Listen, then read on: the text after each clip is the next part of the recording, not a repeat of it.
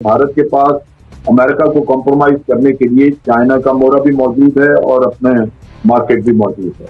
असला खरीदना होगा चाइना को, कभी उसके मुकाबले में खड़े होने के लिए वो अमेरिका को बड़े बड़े ऑर्डर दिए जा सकते हैं, तो उनको पसंद आएंगे। तो मेरा नहीं ख्याल कि यूनाइटेड नेशन में कोई ऐसा मसला आएगा। ये खराबी यहाँ पे है, यहाँ तक कि दुनिया में जो भारत कहता था वो ही हमने कहना शुरू कर दिया, और हाफिज सईद और इन लोगों को जो कि दहशतगर्दी नहीं कर रहे थे भाई, अगर कर रहे होते तो जो अमेरिका ने हाफिज सईद के ऊपर पैसे रखे थे $10 मिलियन, तो जो कोई बताएगा कि इसका बॉम्बे से क्या लिंक है, उसको 10 मिलियन दिए जाएंगे, आज कोई ले गया हो। लेकिन बदकिस्मती कि यहाँ पे हमारे लोग जो हैं वो इन्हीं के खिलाफ खड़े होके, इनका कसूर यही था कि ये कश्मीर के ऊपर जो जुल्म हो रहा भारत को, उसके खिलाफ आवाज उठाते थे। तो चीज ये है कि पाकिस्तान का बहुत सारी नाकामियां हैं। भारत को एफएटीएफ में हम ले जा सकते थे, लेकिन नहीं, 70,000 लोग हमारे मारे गए, हम ही दहशतगर्द कहलाए, हम ही एफएटीएफ में पिछले 2 साल से दलील हो रहे हैं, हमने ये तौफीक ना हुई कि हम इनको ले जाते। तो अब ये चीजें कभी ना कभी सच्चाई है, ये तो खुल के आनी है, ये भी खुल के आएंगी चीजें कि पठानकोट का इन्होंने कैसे किया, बहुत सारा तो हमें पता है। ये भी आएगा कि उरी का वाकया कैसे हुआ, पुलवामा कैसे कराया गया, ये सब चीजें जो हैं ये पब्लिक में बिलाकर आएंगी। लेकिन उस वक्त हमारे लिए देर होती थी, क्योंकि हम इससे जो फायदा उठा सकते थे वो नहीं उठा सके, वो मामला गुजर चुका होगा, और भारत बारसूरत थोड़ा बहुत अपनी सेफ सेविंग कोई ना कोई और बहाना करके कर लेगा। लेकिन यूनाइटेड नेशन या किसी और से तवक्को न रखें। जब आप खुद अपना होमवर्क पूरा नहीं करते, जब आप खुद जो मेहनत आपसे तवक्को है वो पूरी नहीं करते, तो दूसरों से क्या गिला करना चाहिए, यूनाइटेड नेशन ये कर दे वो कर दे, उसको ही नहीं कुछ करता। 2 पहलू हैं बिल्कुल इसके। एक तो है भारत में इन्वेस्टर्स का इंटरेस्ट, जिसमें सऊदी अरब भी शामिल है, जिसमें दुबई भी शामिल है, यूएसए और रशिया, फ्रांस, जर्मनी सब शामिल हैं। और दूसरा है भारत को हार्डवेयर भेजना, जंगी हार्डवेयर, तैयारे हैं, तोपें हैं, रॉकेट्स हैं, इसराइल तक भेज रहा है उसको, वो है। तीसरा है भारत का अपना एक जो आयरा है पूरा, एक जो उसका वज़न है आलमी बिरादरी में, वो बहुत ताकतवर, मतलब हमें तस्लीम करना चाहिए इस बात को कि हम उसके पासंग भी नहीं हैं, उसके करीब भी हम नहीं पटकते। अच्छा, अब अगर रिपोर्ट्स की आप बात कर रही हैं तो फिर मैं आपको गिनवाऊंगा रिपोर्ट्स कितनी आ चुकी हैं।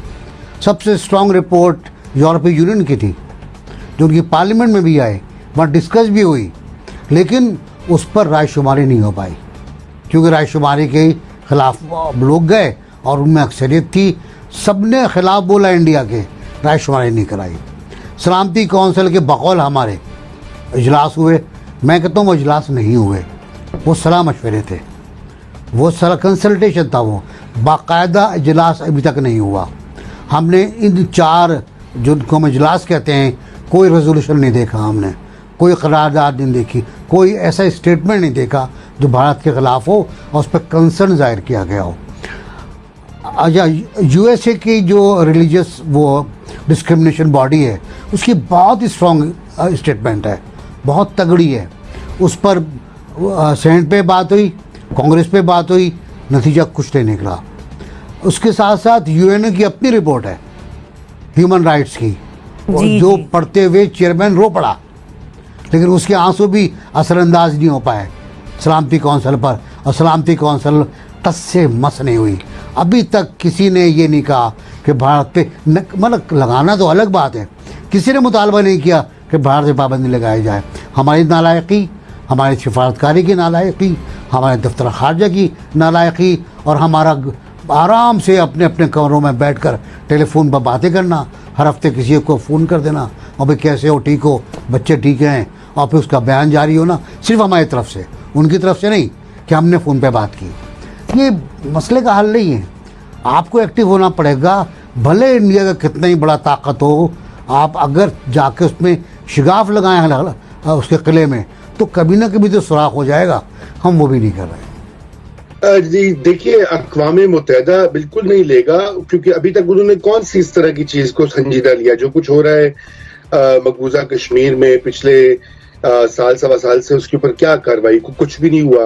मतलब वो जो भी हमने थोड़ी बहुत कोशिश की है, तकरीर हो गई है, एक इजलास हो गया है। देखिए, जब हम अक़वाम मुत्तहिदा का जिक्र करते हैं तो उसमें बुनियादी तौर पे 5 जो बड़ी पावर्स हैं वो ही सभी उसकी जो फैसला साज कुव्वतें हैं उसके अंदर, जिनमें के बरतानिया, फ्रांस, रूस, अमेरिका और चीन शामिल हैं, उनमें चीन के अलावा बाकी सारे जो हैं उनका एक टिल्ट है हिंदुस्तान की तरफ, और उसकी वजह जो है वो हिंदुस्तान की मार्केट है, उसकी मंडी है, वहां पे जो सरमायाकारी के मौके हैं और उसकी मईशत है। तो इस वजह से ये एक बहुत जो है लंबा चौड़ा एक स्ट्रगल होगी हमारे लिए कि हम किस तरह से ये वाली जो मामलात हैं इसके ऊपर अपना मौक़िफ़ को सही तरह बयान कर पाएं, और हमारी जो डिप्लोमेसी है वो उसमें भी बहुत सारे नकाइस हैं, उस तरह से हम नहीं अपना केस जो है वो प्रेजेंट कर सके, खुसूसन कश्मीर के हवाले से, जो कि हमें करना चाहिए था। और यही वजह है कि आज हमारी बात सुनने को बहुत से लोग तैयार नहीं है वहां पर, और उसके बरक्स हिंदुस्तान का जो मौक़िफ़ है उसको ज्यादा वहां पे तवज्जो दी जाती है, और ये मामला भी कहीं पे होगा।